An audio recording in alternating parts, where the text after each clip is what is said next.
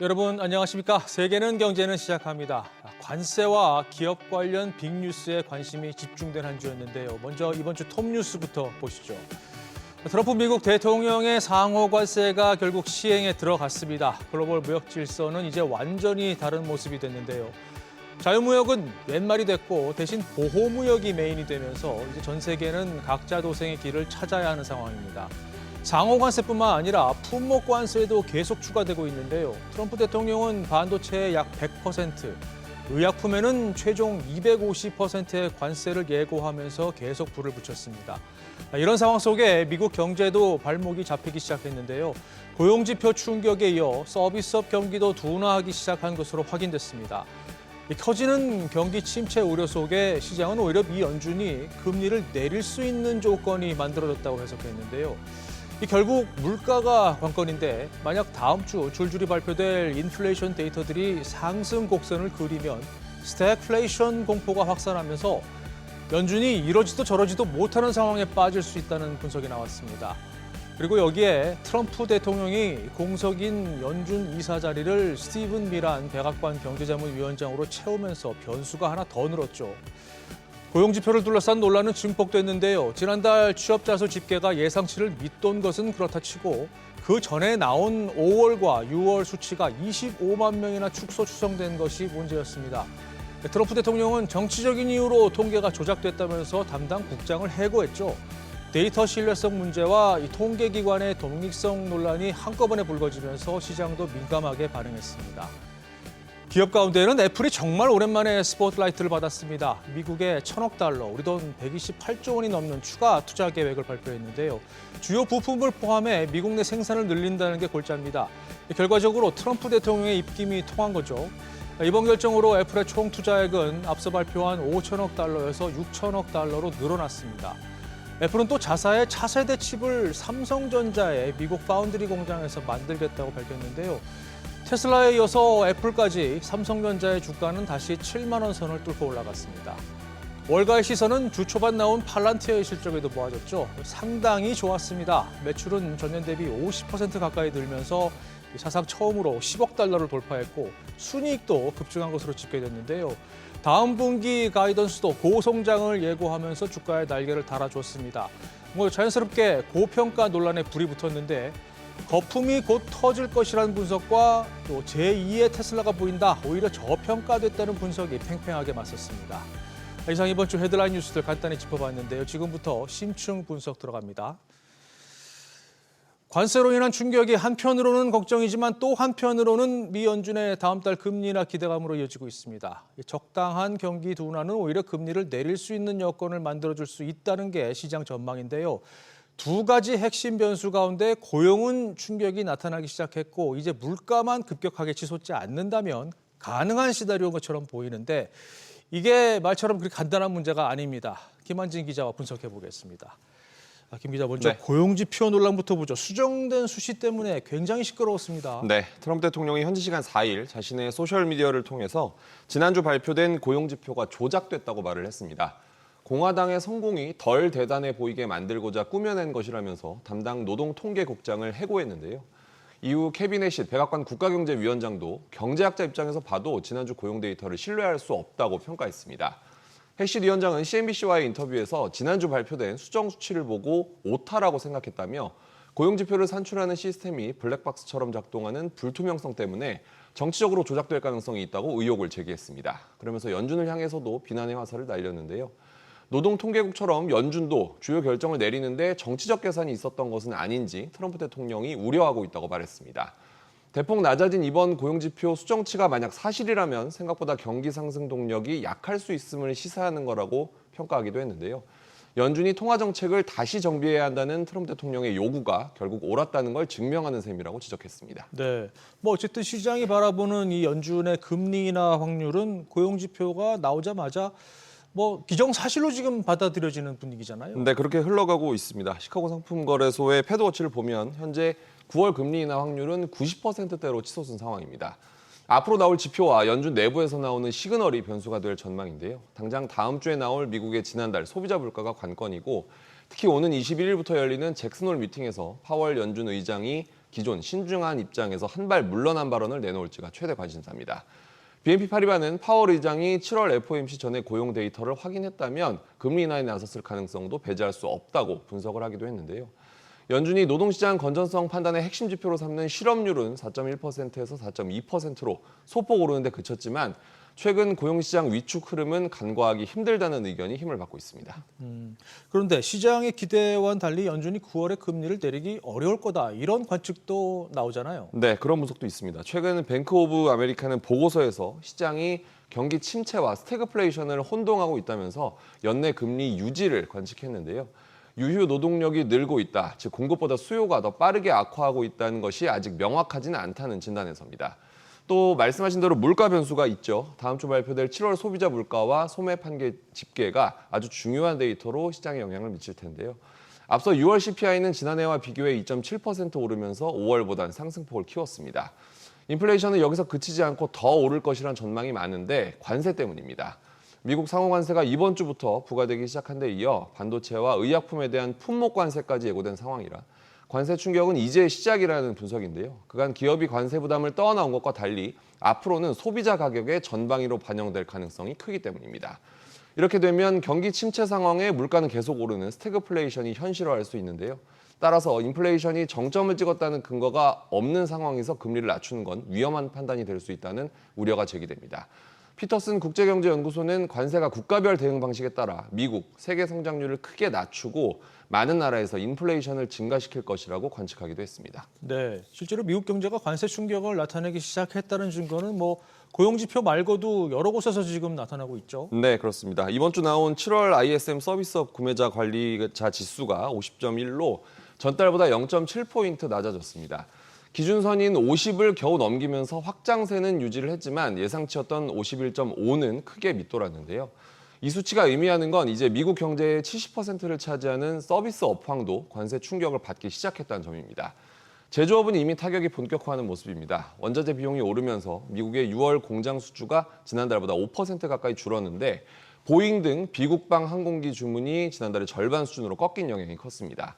또 무엇보다 철강, 알루미늄에 이어 가전제품까지 관세가 50%로 인상되면서 제조업 원자재 가격 인상 압력이 더 커진 것도 부담인데요. 미국 싱크탱크인 에쿼터블 그로스는 관세가 미국 제조업체 생산 비용을 최대 4.5%까지 증가시킬 수 있고 결국 국가 전반의 수익률 압박과 임금 정체, 고용 감소로 이어질 수 있다고 경고했습니다.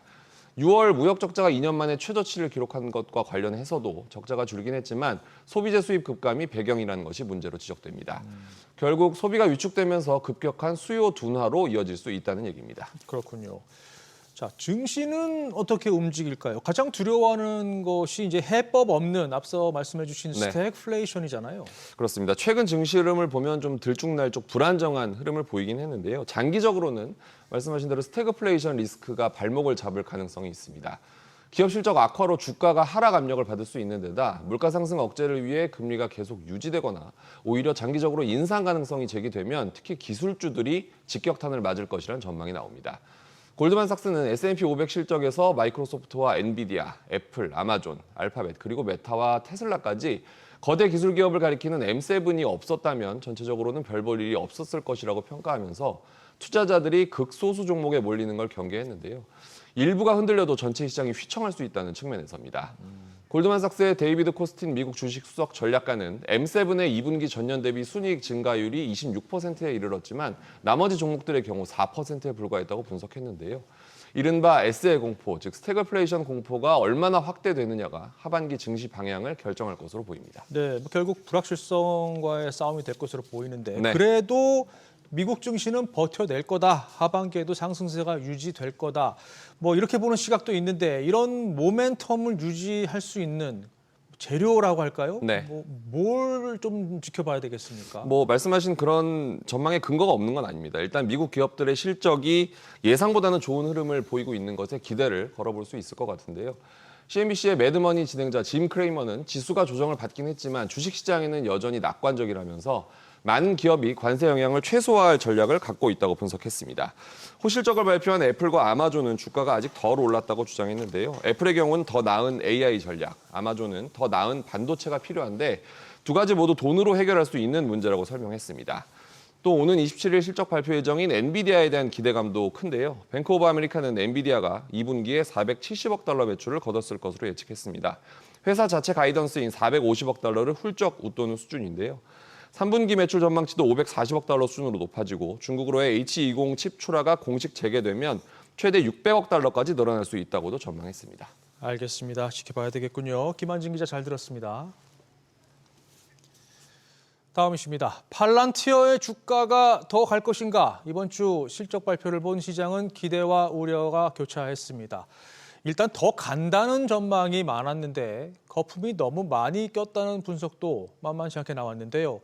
다른 기업과 똑같은 잣대로 판단해서는 안 된다는 주장과 실적이 언제까지 주가를 떠받칠 수 있겠냐는 경계론이 맞서고 있는데 자, 임선우 캐스터와 자세히 짚어보겠습니다. 자, 먼저 팔란티어의 주가 이번 주에도 무섭게 올랐습니다. 네, 계속해서 고점을 높이고 있습니다. 이번 주 실적 발표를 앞두고 오름세를 이어가던 주가는 시장 예상치를 훌쩍 넘겨버린 어닝 서프라이즈 한 번 더 수직 상승하면서 역대 최고가를 연거푸 다시 썼고요. 시가총액도 4천억 달러를 돌파했습니다. 그야말로 파죽지세로 오르고 있는데 팔란티어의 주가는 올해만 약 130% 2배 넘게 뛰었습니다. 네, 실적이 얼마나 좋았나요? 네, 먼저 지난 분기 매출은 예상치였던 9억 4천만 달러를 뛰어넘는 10억 달러로 집계됐습니다. 전년 대비 48% 급증했는데요. 이 분기 매출 10억 달러는 팔란티어 창사 이후 처음입니다. 주당 순이익도 16센트로 시장이 예상했던 14센트를 웃돌았습니다. 팔란티어는 올해 매출 가이던스도 대폭 올려잡았는데요. 기존에 예상했던 최대 39억 달러에서 상단을 41억 5천만 달러로 제시하면서 3분기에도 50%대 고성장을 달성할 수 있다고 밝혔습니다. 월가가 제시한 매출 예상치보다 연간 기준으로는 약 6%, 3분기 예상 매출액은 약 10% 높여 잡았는데 그만큼 자신 있다는 얘기입니다. 네, 이렇게 잘 나가는 이유가 뭘까요? 네, 인공지능 붐 속에서 특히 트럼프 행정부가 추진하는 정부 효율화, 안보 정책의 순풍을 타고 있습니다. 2분기 회사의 미국 매출은 68%나 늘어난 7억 3,300만 달러였는데 이 중 미국 정부 매출 규모만 4억 달러가 넘습니다. 최근에는 미국 육군과 10년간 최대 100억 달러 규모의 초대형 계약을 체결하는 등 미국 정부는 국방과 안보, 국가 데이터 관리의 팔란티어를 핵심 파트너로 삼고 있고요. 여기에 AI 시대의 시장의 데이터 분석 수요도 꾸준히 늘어나는 점도 한몫하고 있습니다. 네, 월가에선 팔란티어의 주가 흐름을 어떻게 분석하고 있습니까? 네, 5년 전 상장한 팔란티어는 올해 주가가 2배로 뛰면서 S&P 500에서 가장 주가 상승률이 높은 기업이 됐는데요. 지난 3년간 600% 넘게 급등했는데 12개월 선행 주가 수익 비율은 276배에 달합니다. 시총 상위 20개 기업 중 PER이 세 자릿수인 기업은 팔란티어와 177배인 테슬라가 유일하고 시총 1위 엔비디아가 34배인 걸 감안하면 수치상으로 고평가 지적이 나올 수밖에 없습니다. 그럼에도 월가에선 여전히 장밋빛 전망이 가득한데요. 실적 발표 이후 같은 날 11개 증권사가 목표 주가를 일제히 올려잡았고요. CNBC의 짐 크레이머는 팔란티어는 전통적인 평가 지표로서 평가해선 안 된다며 회사가 여전히 저평가받고 있다고 주장할 정도입니다. 오랜 팔란티어 강세론자인 크레이머는 평가 지표로 40의 법칙을 언급했는데 매출 성장률에 조정 영업 이익률을 더한 값으로 40 이상이면 긍정적인 지표가 됩니다. 팔란티어의 경우 매출 48% 성장에 영업이익률 46%를 합하면 94가 되는데 크레이머는 회사의 주가가 조만간 200달러까지 오를 것으로 예상하기도 했습니다. 또 웨드부시의 댄 아이브스도 팔란티어 2분기 실적에 대해서 AI 산업의 리오넬 메시라고까지 평가하면서 이번 실적은 단순한 성장 수준이 아니라 산업 전환의 신호라며 하이퍼스케일러들의 성장과 함께 AI 혁명은 이제 막 시작된 단계다. 팔란티어가 그 중심에 있다 언급했습니다.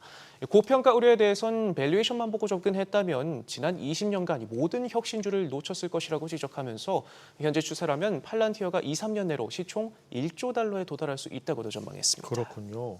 반대쪽 분석도 좀 봅시다. 조금 전에 말씀하신 그 밸류에이션 측면에서 현재 주가가 너무 높다는 분석이 나오고 있잖아요. 네, 미래 성장에 대한 긍정적 평가에도 불구하고 여전히 팔란티어에 따라붙는 꼬리표는 말씀하신 고평가 논란입니다. DA 데이비슨의 길 루리아 애널리스트는 팔란티어가 모든 소프트웨어 분야에서 최고의 스토리를 만들었다 언급하면서도 투자 의견으로는 중립을 고수했는데요. 올해 예상 매출의 100배 넘게 거래되는 주가가 전례 없는 프리미엄이기 때문이란 이유에서입니다. 그럼에도 이 점이 유일한 이유다라고 덧붙였고요. 제프리스는 최근 몇 분기 동안 팔란티어의 펀더멘털은 분명히 강화됐지만 현재 내년 예상 매출의 74배 수준에 거래되고 있다고 지적했습니다.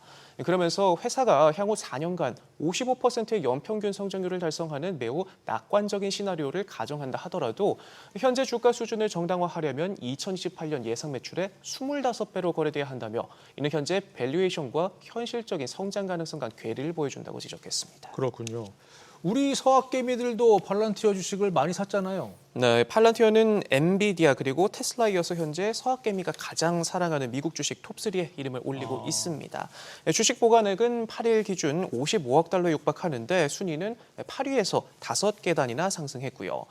지난해 말 기준 23억 달러 수준에서 약 반년 만에 2배 넘게 늘었는데 올 한해 트럼프의 관세 전쟁 등의 영향으로 글로벌 증시가 급등락세를 보였을 때도 국내 투자자의 팔란티어 주식 보관액만큼은 월말 기준으로 봤을 때 단 한 번도 감소한 적이 없이 꾸준히 늘었습니다. 그만큼 엄청난 기대를 받고 있는데 다만 미국 정부 등 공공부문 수입에 의존하고 있다는 점, AI 데이터 분석 시장에서 구글과 아마존 등 쟁쟁한 빅테크들과 결여한다는 점은 팔란티어가 장기적 성장을 위해 해결해야 할 숙제입니다. 여기에 기업 또는 정부의 데이터가 미국 기업에 넘어갈 수 있다는 안보 차원에서의 우려도 리스크로 꼽힙니다. 그럼에도 팔란티어의 독주는 당분간 이어질 것으로 보이는데요. 나토는 물론이고 데이터 정보에 민감한 유럽의 공공부문, 기업들까지도 앞다퉈 팔란티어를 찾을 만큼 당장에는 대체제가 없고요. 이 같은 추세의 팔란티어는 현재 800여 개 고객사를 2030년까지 10배 가까운 7,000개로 늘리겠다는 목표를 세우고 있는데 고객과 데이터가 쌓일수록 장악력은 그만큼 더 커질 것으로 보입니다. 그렇군요. 알겠습니다. 임선욱 캐스터 수고했습니다. 계속해서 이번 주 뉴스메이커들 만나보겠습니다. 고유미 캐스터 전해주시죠. 네, 이번 주부터 미국의 상호관세가 공식적으로 발효됐죠.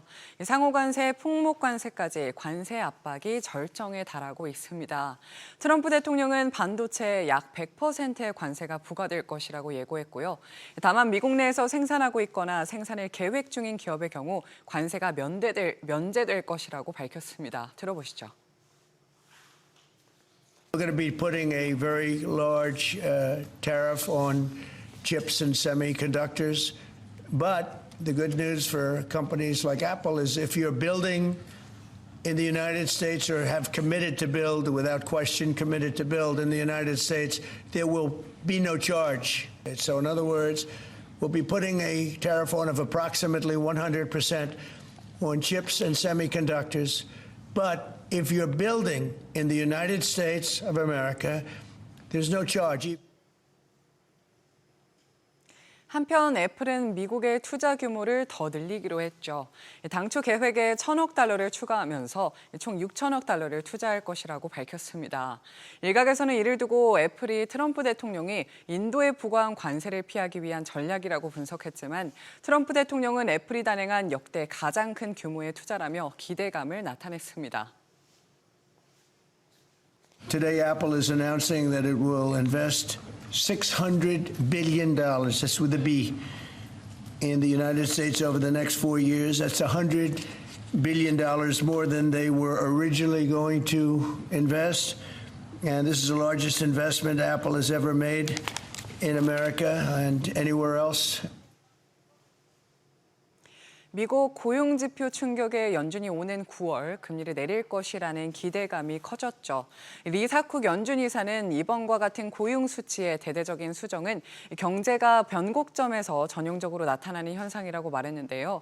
고용지표는 물론 모든 지표를 신중하게 분석해야 한다고 강조했습니다. And I would just echo the notion that we need to be cautious and humble. because we should be monitoring all kinds of indicators. Let's say, for example, we just received this jobs market report, and this is concerning. 35,000 jobs per month over the last 3 months, ending in July, and there were major revisions. So two major revisions to May and June. And these revisions are somewhat typical of turning points, which again speak to uncertainty. 앞서 임선우 캐스터가 전해드린 것처럼 이번 주 팔란티어의 깜짝 실적에 주가가 큰 폭으로 뛰었죠. 월각에서 기술주 분석의 달인으로 불리는 댄 아이브스는 팔란티어를 세계적인 축구 선수 리오넬 메시에 빗대면서 시장이 팔란티어의 잠재력을 과소평가하고 있다고 지적했습니다. 팔란티어의 목표가를 $200로 높이고 시가총액은 앞으로 2-3년 안에 $1조 돌파할 것이라고 기대했습니다. My view is the reason it's the Messi of AI, they are owning the use cases on the software side. And I think the street continues to underestimate where this growth is going. And I believe over the coming years, Palantir, it's going to be on that Mount Rushmore of tech. And that's why investors are recognizing it. And we believe, I think this is just the beginning of this AI revolution, and Palantir is the gold standard.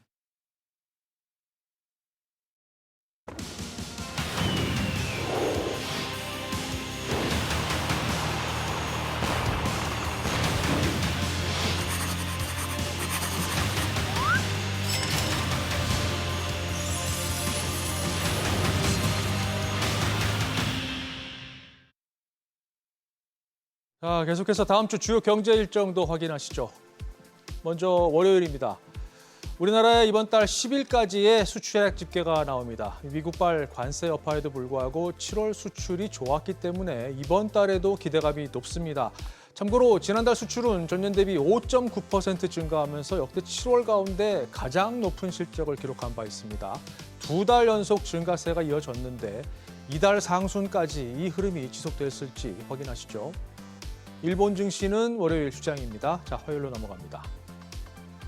다음 주 가장 중요한 지표가 나옵니다. 미국의 지난달 소비자 물가인데요. 6월 수치에서 이미 관세 여파가 나타나기 시작했는데 만약 이번에 상승률이 더 커졌다면 스태그플레이션 공포가 확대될 전망입니다. 고용은 둔화하는데 물가는 오르고 연준의 금리 셈법도 복잡해질 것으로 보이는데요. 많은 것이 걸려있는 아주 중요한 지표입니다. 자, 그리고 석유 수출국 기구 오펙은 월간 원유 시장 보고서를 내놓습니다. 오펙 플러스가 이미 9월 증산에 합의하면서 지난해 1월부터 시행한 감산 정책을 끝내기로 한 상황에서 글로벌 원유 수요 전망에 눈길이 갑니다. 수요일 일정 보실까요? 통계청이 지난달 고용 동향을 발표합니다. 6월엔 취업자가 지난해 같은 기간보다 18만 3천 명 늘면서 넉 달 연속 20만 명 안팎의 증가세를 이어갔는데요. 다만 제조업과 건설업 부문 고용이 1년 넘게 하락세를 나타내고 있는 게 부담입니다. 자, 그리고 체크해야 할 기업 실적도 있는데요. 인공지능 관련주로 꼽히는 네트워크 장비 업체 시스코 시스템즈가 장 마감 뒤 지난 분기 성적을 발표합니다. 시장 컨센서스는 주당 순이익 98센트, 매출 145억 달러 이상입니다. 목요일 일정 보시죠. 미국 인플레이션 지표 또 나옵니다. 물가 선행 지표인 지난달 생산자 물가가 발표되는데요. 6월엔 이 지표가 소비자 물가로 인한 시장 우려를 달래는 역할을 했죠. 예상치는 전년 대비 2.5% 상승이었는데 실제 수치는 이보다 낮은 2.3%로 나온 바 있습니다. 시선을 유로존으로 돌려서 보면 2분기 성장률도 체크하셔야 되는데요. 다음 주에 나오는 건 잠정치입니다. 이 앞서 나온 속보치는 전분기 대비 0.1% 증가한 것으로 발표되면서 기대감을 높였습니다. 이와 함께 6월 산업 생산 수치도 보시고요. 한국은행이 발표하는 우리나라의 지난달 수출입 물가, 특히 수입 물가도 중요한데요. 6월까지 환율 하락의 영향으로 5달 연속 내림세를 이어간 바 있습니다. 자, 마지막 금요일 일정입니다. 소비자 물가 못지않게 시장이 관심을 갖고 지켜보는 미국의 지난달 소매 판매 집계가 나옵니다. 자, 5월 0.9% 감소해서 6월 0.6% 깜짝 반등하면서 소비 회복에 대한 기대감이 커졌는데 7월 수치의 가장 큰 관전 포인트는 역시 관세 여파입니다. 그리고 7월 수출입 물가도 참고하시고요. 소비 관련 지표는 또 있는데요. 미시간대가 발표하는 이번 달 소비자 심리지수와 기대 인플레이션 예비치가 나옵니다. 체크하시고요. 그리고 일본의 2분기 성장률도 관심인데 1분기엔 0%로 확정됐죠. 중국에서도 경제 지표가 줄줄이 나옵니다. 7월 산업 생산과 투자 집계 그리고 소매 판매 등 참고할 수치들이 많습니다. 우리나라는 금요일 아시다시피 광복절 휴장이죠. 자, 이상 다음 주 주요 경제 일정 짚어봤습니다.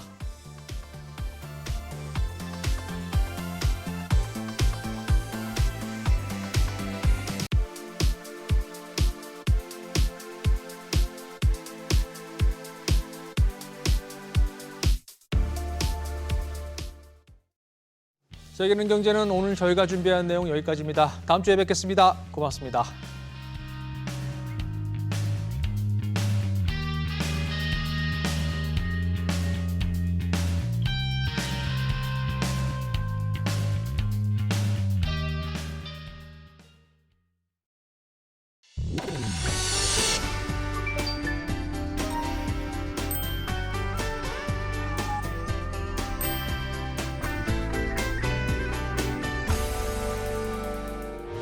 의견 있는 경제 채널 SBS